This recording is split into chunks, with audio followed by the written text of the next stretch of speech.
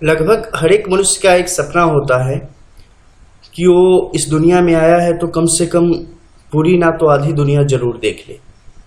उसकी इच्छा होती है कि उसकी मातृभूमि से अलग दुनिया कैसी है, देश विदेश कैसा है, उसके बारे में जानना, उन्हें समझना, वहाँ घूमना फिरना कम से कम। और बहुत लोग का ड्रीम होता है कि हम विदेश में ही जाके रहें, फॉरेन में ही हम बस जाएं, वहीं अपना काम करें। क्या इस सबके लिए संभव है? और क्या हम हस्त की लकीरों के आधार पर इसे पता कर सकते हैं कि हम विदेश जा पाएंगे या नहीं? जाएंगे तो वहाँ कितने दिन तक रह पाएंगे, सेटल हो पाएंगे या नहीं, पढ़ाई करने जाएंगे या नौकरी करने जाएंगे? मेरी शादी इंडिया में ही होगी, मतलब अपने कंट्री में होगी, या फॉरेन कंट्री में होगी? आखिर वे कौन सी स्थितियां होती हैं जब हस्त की लकीरों से आप पता करते हैं कि विदेश यात्रा के आपके अच्छे योग हैं, और आप कितने दिनों तक वहां रहेंगे?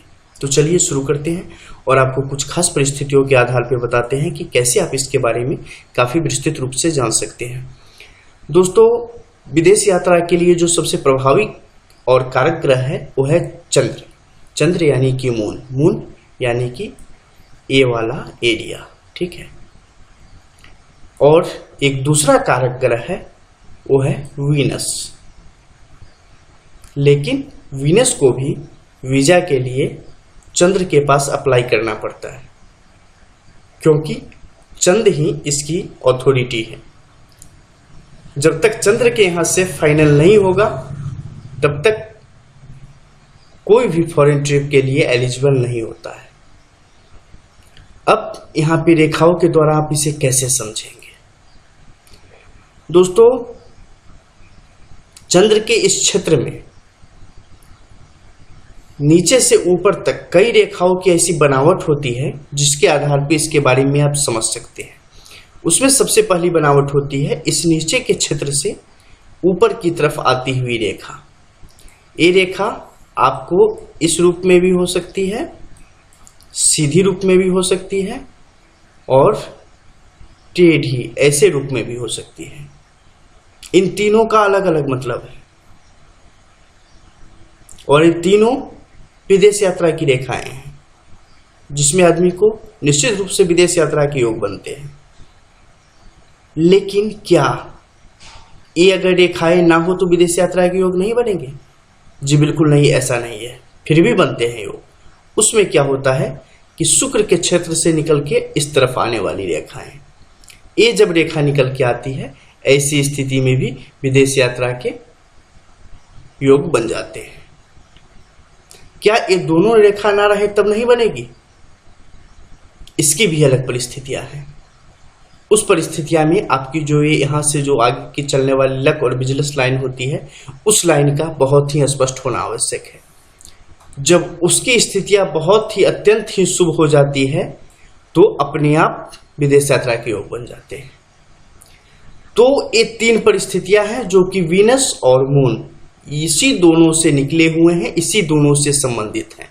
जब तक यहाँ पे ये लकीरें न आएंगी तब तक विदेश यात्रा के योग व्यक्ति के जीवन में नहीं आ पाते हैं, किसी न किसी कारण से बनते हुए रुक जाते हैं।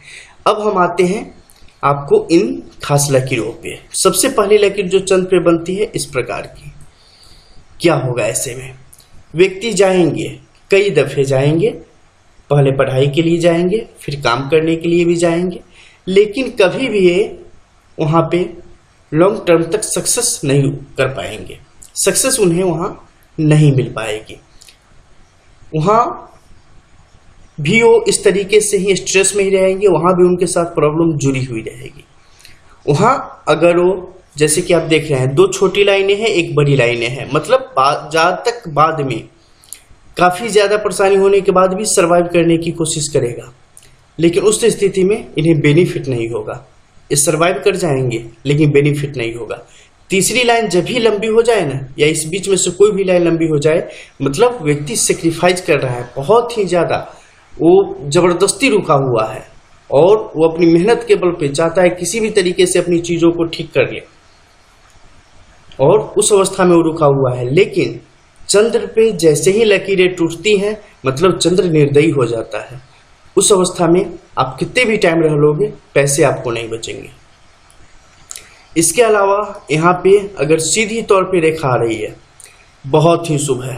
साथ में अगर दूसरी रेखा आ गई, बहुत ही शुभ है। जातक विदेश में रहेगा, विदेश में ही शादी होगी, वहीं बच्चे होंगे, वहीं सेटल होगा, वहीं उसका सारा आगे का जीवन जाएगा। साथ में अगर बिजनेस लाइन हो तब तो पूछो मत, वहाँ के बहुत ही अमीर धनाढ्य लोगों में इनकी गिनती होगी और इनका जीवन बहुत ही ज़्यादा सुखपूर्वक हो जाएगा।